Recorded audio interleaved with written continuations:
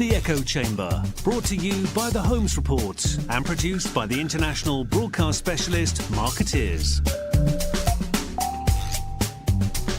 Sponsored by the Bullet Group, putting you in tomorrow's conversations today.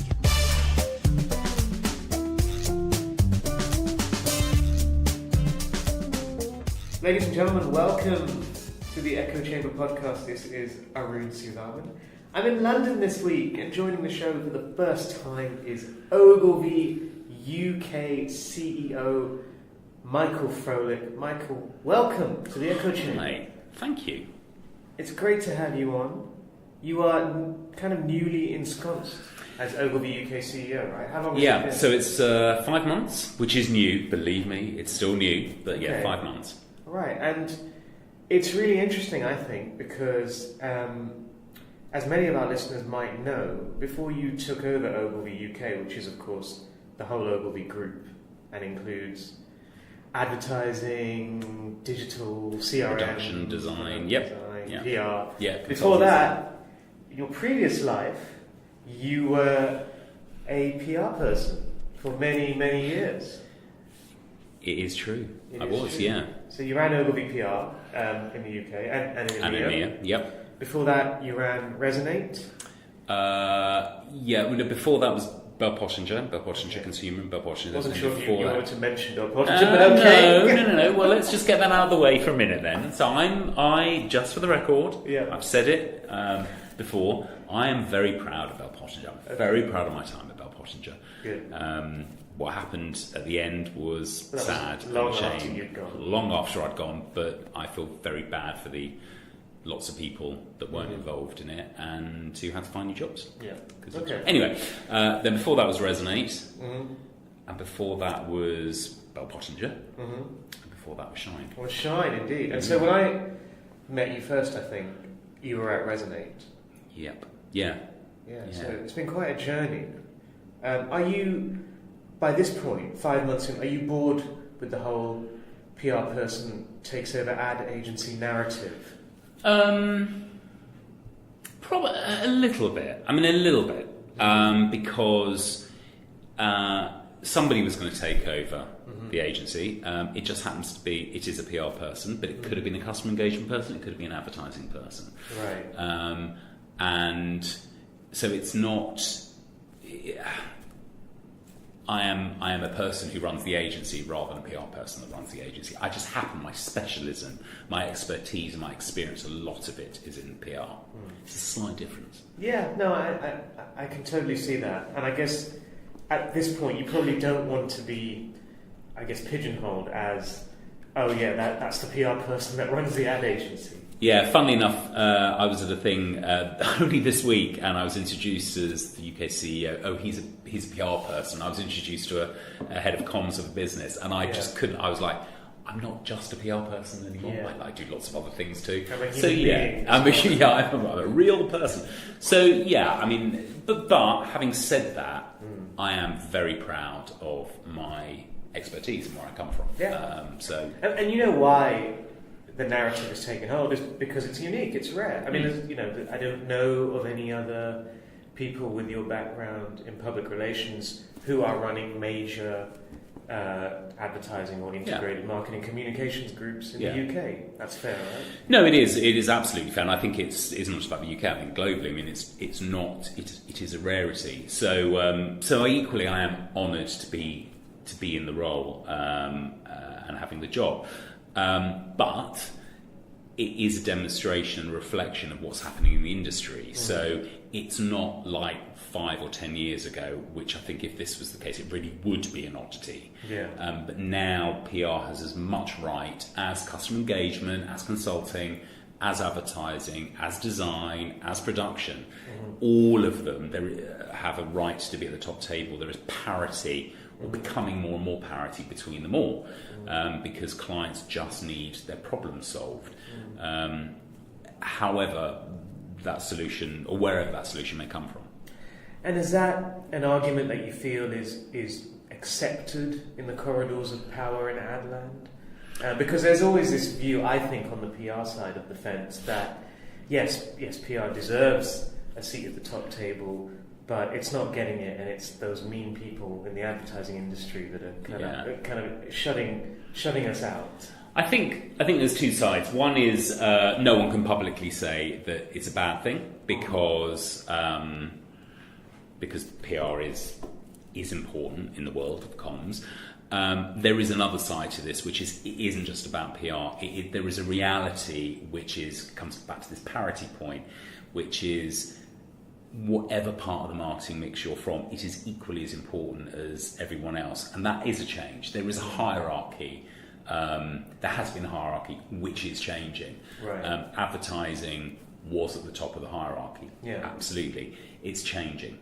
It's no longer at the top. And that's not, it's no disrespect to the advertising discipline. Yeah. It's not right, it's not wrong. It's just everything now is starting to get that parity, and clients are just need solutions to their problems, wherever it comes from. I know I keep on saying the same thing, but it's just a truism. Yeah. Having said that, there are lots of clients who just need advertising.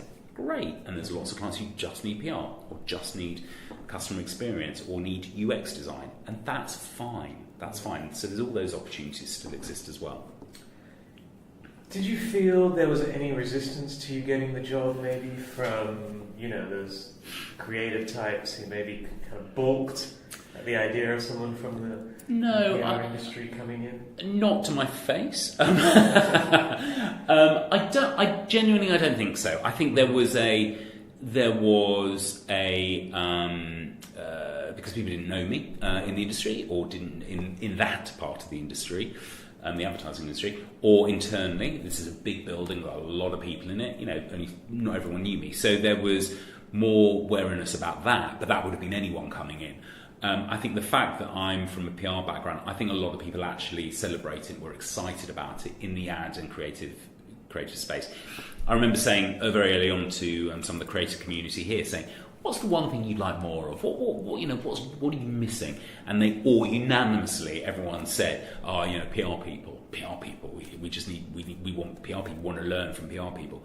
Yeah. At which point, of course, I said, "You do realise 9 floors up, there's kind of a couple of hundred PR people sitting there who we've now moved down to be more kind of integrated within the agency."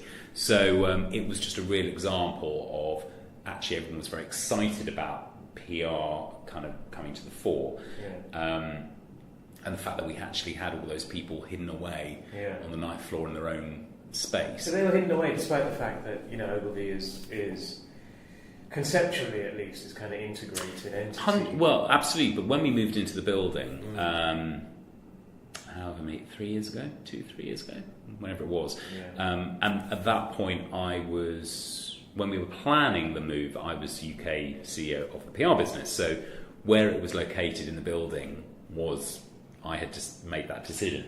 And I had put us in our own space, not locked away. We didn't lock the door quite, but our own space on the 9th floor, which was Ogilvy PR.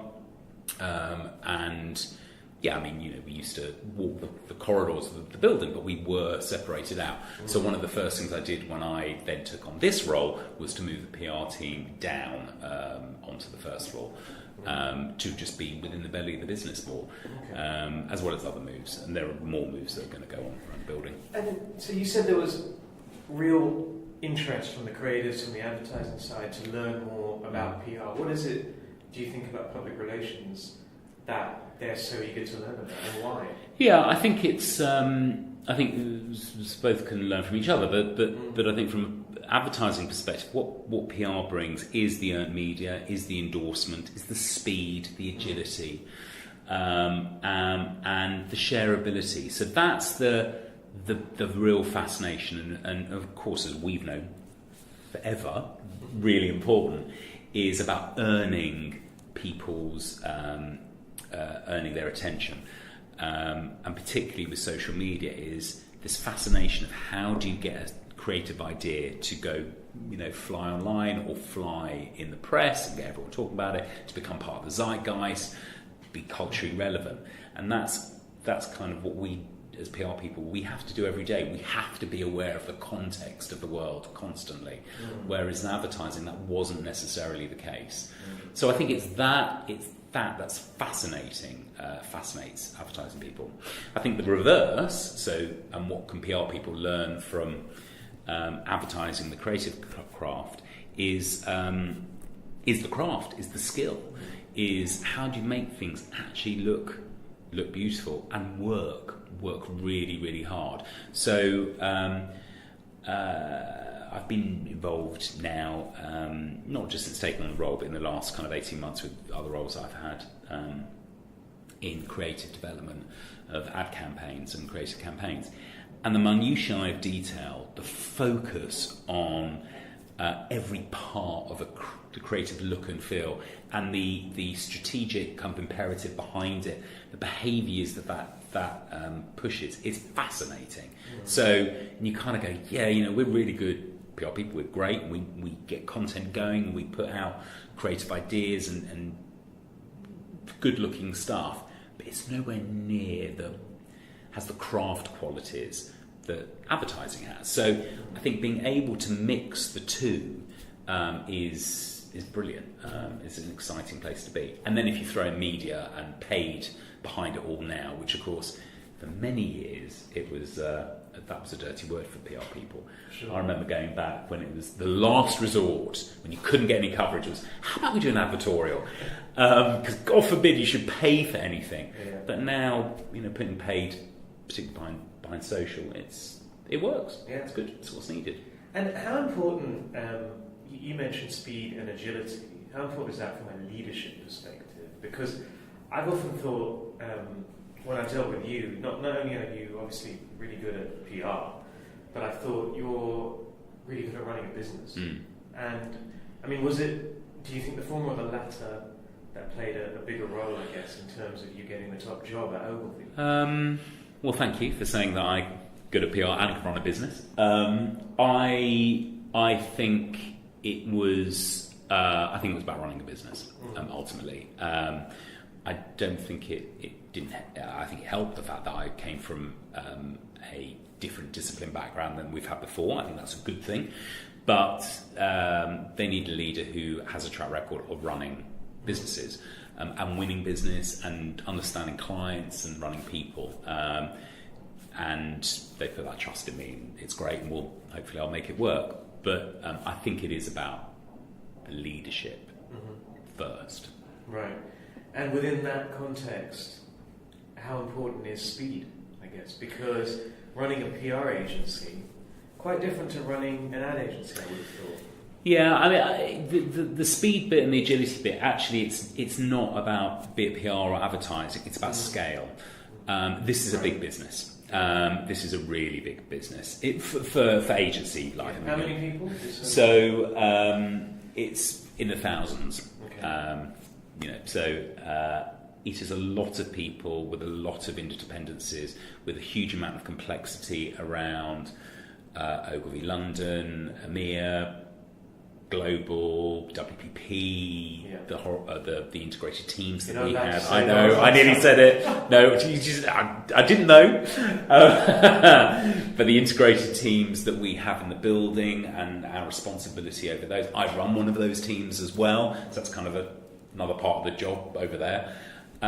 So the complexities of that have been challenging and fascinating, and I think one of the, and I said we've known each other for decades, and I am very much about getting things done, getting things out the door, the speed of it.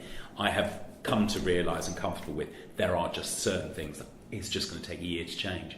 Right. It just will, and that's not because it's advertising or PR. It's because it's people. Yeah. It's about people, and lots of people. Okay, it might take more than a year. It might take more than a year. It might take more than a year. I think I'll look back. I can look back now over the last 5 months, and we have done a hell of a lot. Yeah. But I'll look back over the first year, and it will be a complete transformation and stuff. So we will get there. You have done a lot though, right? You've restructured your whole senior team in the 5 months. Why did you do that? So we're restructuring the whole business to become one Ogilvy. We're in transition stage at the moment. So when I came in, that kind of we went through the leadership change. which had to happen first, because then I had to we had to define what the roles were, because the roles in old Ogilvy were different. There were CEOs, different operating companies, that all goes, that's all gone. Yeah. So I had to get a new leadership team in place in new roles. I had to do that quickly, so then they could then take responsibility for their areas to develop them, which is happening now, through to transition. So we'll be through transition hopefully by the end of the year.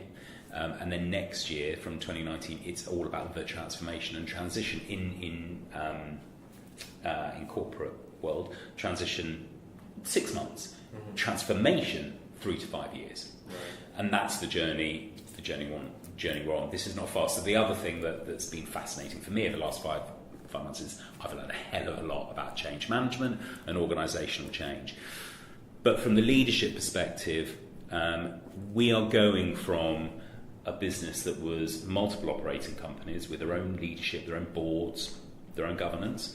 Where we will end up over time is one truly seamless business that's operating in one way and led in one kind of seamless way. The journey from one to the other is huge. So I restructured the leadership team, and that'll be part one. And there'll be more. It's going to continue to go. There will be more structuring. There'll be more faces that will appear, new people, new types of people as well as we go through the journey. So, for any of our listeners that aren't aware, so the whole One Ogilvy initiative is to dispense with the Ogilvy sub-brands and just have, I guess, a truly integrated agency. That's the goal, which offers the full range. Yeah, I mean, so they've gone. So we refounded the agency about a month ago, I think it was. It was just before Cannes. It was just before Cannes, yeah. So there's a new identity. It's called Ogilvy now. Everything's called Ogilvy, but it's not just about, so we are one fully integrated agency. We are now one business, one agency. We're a creative network that can offer all the different capabilities, either integrated or not. But having one P&L, getting rid of the walls, the P&L walls, and those behaviours and structures that create silos and competition means that it's easy for our clients and our staff to navigate. That's the key, because you can still be in Ogilvy as a person or a client and just do PR or be serviced by PR. Right. It doesn't have to be integrated. However, as an individual, what it allows you to do, and what we're promoting now more and more, is you don't have to leave a place, be it Ogilvy, wherever, after 2-3 years. And in the world that we live in now, that's the norm. Because of the agility across the piece, is you can have 5 careers, you can have 5 jobs, but 1 career at Ogilvy, because you can move, you can do PR, and then if you want to try something else, if you want to go into, if you're PR and you are a strategic PR person, you could then drift into strategy and work on a brand campaign and advertising. And it's a different job, it's a different role. So it allows our people to develop and grow. And then equally for clients, it just makes it simpler. So from our existing clients at the moment, there are those clients who just don't care about any of this stuff. They don't care that we've rebranded and we're one over. They don't care. Yeah. They get PR from us. They've always got PR from us. They'll continue to get PR from us. Great. Not interested. There are then those clients who aren't going to change, but are interested, because it's kind of an interesting topic. Lots of the industry of moving around and moving forward and stuff, so it's like, well, how are you doing it? And then there's a third set of clients who actually are interested because they believe their model needs to change. They need to be more integrated, and they want to work with an agency that can marry the integration with them. So it's really about ease of usage, if you like, and being able to navigate. Yeah.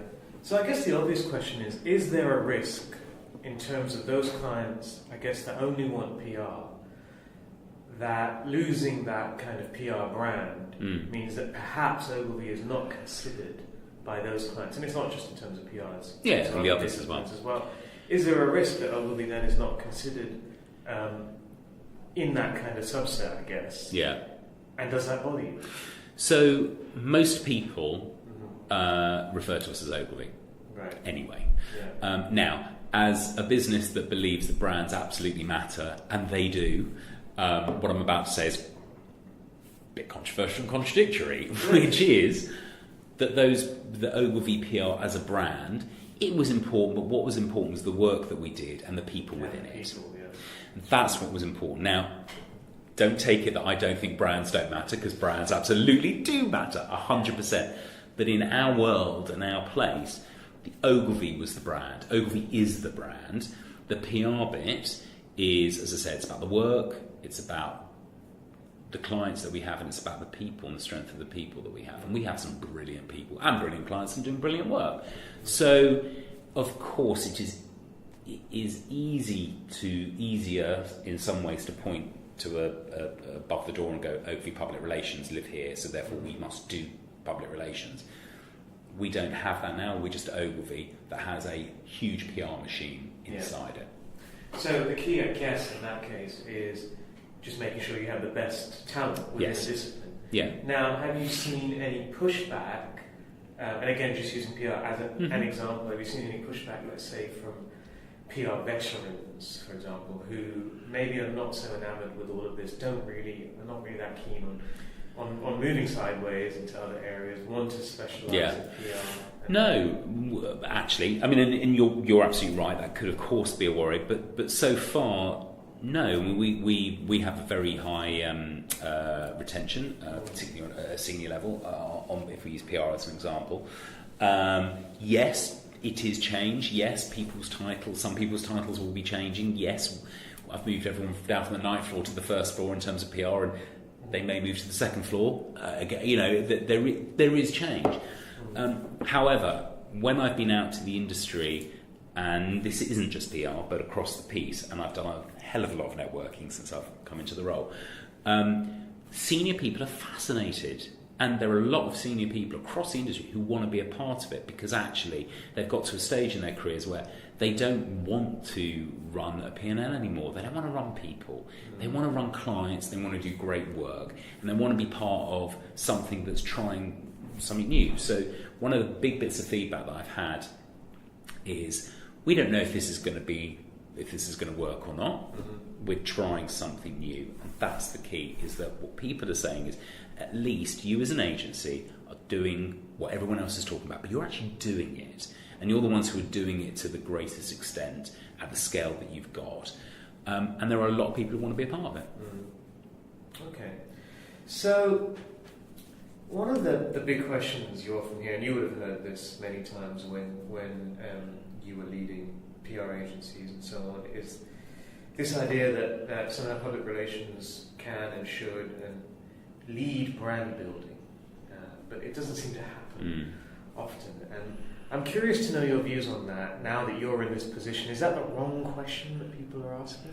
Are they looking at it the wrong way? Yeah, I do think it's maybe not the wrong question, but I do think people look at brand building through different lenses, and I think the maybe mistake or the confusion is what lens one is referring to when you talk about brand building. So PR builds brands, absolutely. It protects brands and it builds brands. However, brand advertising can give brands its soul and its tone and its look and its feel, and often it's can be amplified much bigger at a point in time. Brand design will give its brand identity. They're different. Media can build, does brand build as well, as does the way you engage with customers and the way that the customer experience all the way through your funnel. That is all about brand building. Brand building is actually every part of it. So I think in old language, when people talk about brand building, they talk about advertising. Yeah, and actually I think what they mean is the big idea, this is the idea, and then everything cascades out. So then you're talking about the platform, which often comes from the DNA of a brand. That often then comes from, where does that kind of start? It comes from the strategists because of the insights and the research, which actually now then comes from the data and how the data is analysed. So you're going, it takes many people, it takes a village to build a brand now. I mean, it really, really does. It's not just about the creative idea, because the creative idea has to come from the data that you have about your customers. Sure. That makes good sense, because my next question was actually about planning. You mentioned previously, in terms of what the PR industry can learn from Adland, you pointed to the craft of creativity. I wanted to ask you about planning from your vantage point again, because we've seen moves by PR agencies to bring in planners. But I wouldn't say they've been overwhelmingly successful in that endeavour. We've seen some generally bigger agencies bring in planners. It doesn't seem to work that well. They don't seem to have embedded them very successfully into their agencies. They haven't been able to charge for them. Seems to be one of the big complaints. How do you see it? Is there any point to planners in PR? Should that just be left to the creative agencies? No. I think there's a massive point to planners in PR, like I think there is in all the disciplines to have planning, strategy and planning. Planners and planning in PR agencies, I've done it as well, so yes, you're right, but that's partly also down to the PR agencies not understanding how it works, not having the right focus, or hoping that a strategist can come in and just do it. The importance of it, though, is paramount, and one of the things in this environment, when we're all together, that we can learn is the purity of strategic planning, and getting the insights, really understanding the data, the market, the context, the business, and really honing that down into a clear, insightful briefings for the entire agency across the piece. It really does work. It makes a massive difference, and I think I don't know why it hasn't really worked in PR, and I'm sure some people listen to this and go, "That's not right. It's worked in my agency," and it will have. Of course, it's worked in some places. Of course, yeah. I'm sure you will. Sure you will. But I also think the interesting why it is important is I think it's the common language. So when I've worked in integrated environments before, and lots of people have worked in integrated teams, when you have 50 different agencies with one client and you all come together in an integrated agency team and you fight and all the rest of it. The voice that is the voice across it all that works is the planning voice, is the strategy voice, because they are far more agnostic, and an insight is an insight. Is an insight. How a consumer works operates is how they operate. Yeah. So I think when we look at why hasn't it worked, maybe saying it hasn't worked is a little harsh, but it hasn't taken root to the extent where you see a lot of planners being deployed at scale across PR agencies in the way they are in advertising agencies.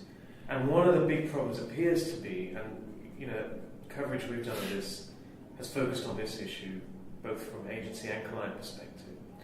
Clients often say they're paying for it elsewhere. Yeah. Yes, and that's true. I mean, that is, and is reflective of the language of planning and strategy is common.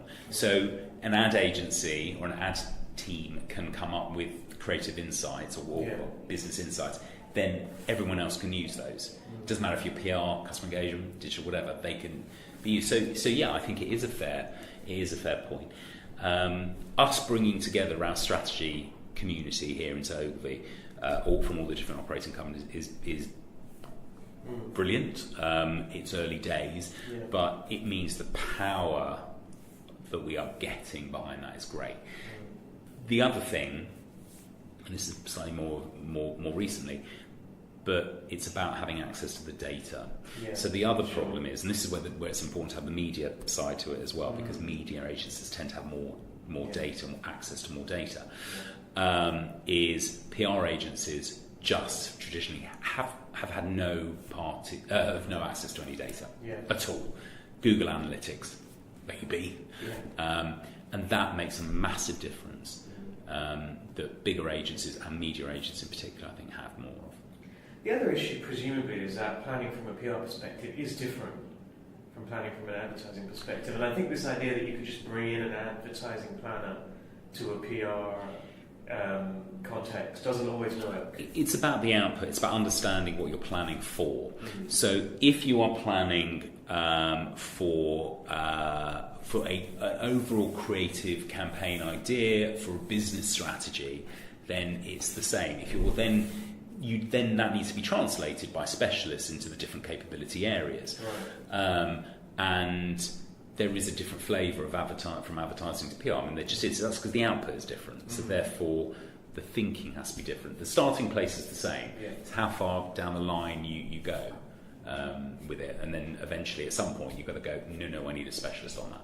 Yeah. Okay. Cool. Interesting. So, final question. You obviously Ogilvy's part of WPP, and WPP does not have a CEO right now, or it has an acting pair of COOs. COOs, joint COOs. If I'm not mistaken. So obviously Sir Mark Sorrell's gone. Does it matter? From a day-to-day perspective, no. It's business as usual. I mean, we are Ogilvy. We're quite a beast in our own right. We have a plan. We have a strategy. We're executing it. We're keeping our clients happy and our people happy. That's good. Does it have an impact from a long-term strategic view for Ogilvy and for WPP? Of course it does. But we wait and see what happens. We do indeed. Michael, thank you very much. Thank you for your time, and hopefully we'll have you back on soon. It's only taken you, a decade to get on this. Well, I'm always here. You're the one who hasn't invited me. Touche. Thank you very much. You've been listening to The Echo Chamber. Brought to you by The Holmes Report and produced by Marketeers. Sponsored by the Bullet Group, putting you in tomorrow's conversations today.